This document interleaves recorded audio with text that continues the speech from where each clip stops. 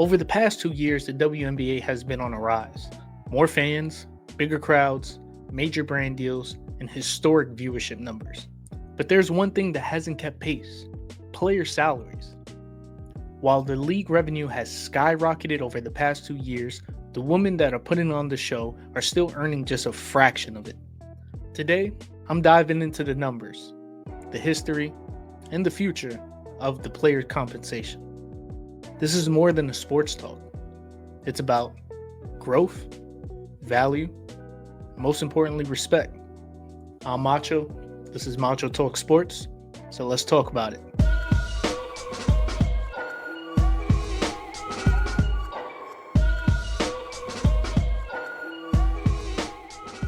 When the WNBA launched in 1997, salaries were understandably low. Most players made under $50,000 per season as the league seeked out an audience. In its inaugural season, the WNBA revenue has estimated at only $10 million. Even as the league grew, pay increases were slow. For context, in 2015, the maximum salary was only around $109,000. The minimum was $38,000. I can hear the people on the other side of the argument screaming at their screen right now. The league hasn't turned a profit. Better yet, let Shannon take it away. Pay us what you owe. That's a slippery slope. From everything that I've read, the WNBA has never turned a profit. So let me get this right. I'm losing money, but you want to raise. Right. Something ain't adding up. Well, let me stop you right there. The WNBA, just like any business or any startup business, is an investment.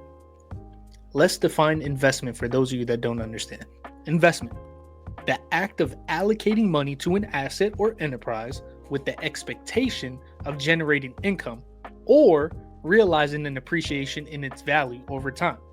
There's a risk and reward to every investment, and right now the WNBA is in its appreciation stage. Now, what does that mean? That means the W as an organization is focused more on growing the league to be as big as possible so that current and future investors would be willing to spend way more money on advertisement. You have to spend money in order to make money, and no one knows that better than the team owners. Let me remind you, we're talking about billionaires here. Keep in mind, the average net worth of these owners in this league is $4.5 billion. $40 million is less than 1% of that. These are losses that they are happy to take. And why do you ask?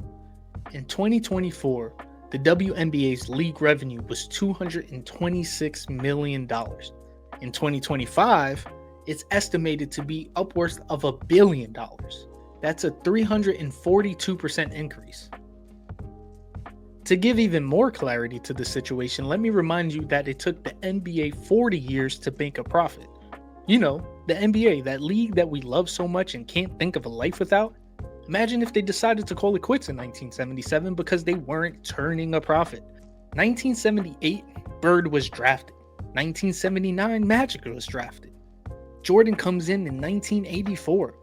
The league decided to build around these superstars and market like crazy. Now we live in a world where you can make $2 million as the 12th man on the bench because the league is that successful. Endorsement money, brand deals, TV deals, anything, you name it, and the NBA has their hand in.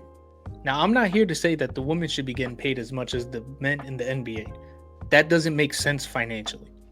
But what I am asking for is equitable pay. Right now, the women are only getting paid 9% of the league revenue. Let's triple that. Let's get that to 30%. That's a start. Then have that number gradually increase over time, depending on the CBA that they agree to. Now, the reason that I say 30% is because it's a big enough increase for the women to see a significant difference in their paycheck, while also giving the league a bigger percentage to continue to grow the league, which is ultimately the goal for both sides. In order for the women to get paid, and in order for the league to turn a profit, growth of the sport has to be a priority. And in order for growth to happen, the league needs to spend money on marketing, and the women need to perform. It takes both sides coming together in order for this ultimate goal to happen. And nothing has proven that more than in 2024 and in 2025. The only thing that hasn't changed is the women's salaries. The players are the backbone of the sport. As a business that is built off the back of these players, it is important to keep them happy. And in order to do that, pay them what you owe them. So what's next? Better revenue, more media coverage, expanded endorsement opportunities, expansion teams, but most importantly, fans demanding respect for women's sports. It's all fun and games to make jokes about anything. I'm not one to put a muzzle on comedy, but we do have to keep in mind that these are livelihoods that we're messing with right now.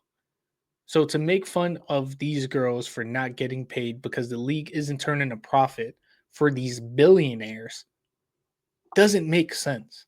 This isn't just a sports issue, it's a fairness issue. You can't grow a league while refusing to grow the paychecks of the women that are making the league possible. It's as simple as that. I'm Macho. This is Macho Talk Sports. YouTube, pay me what you owe me.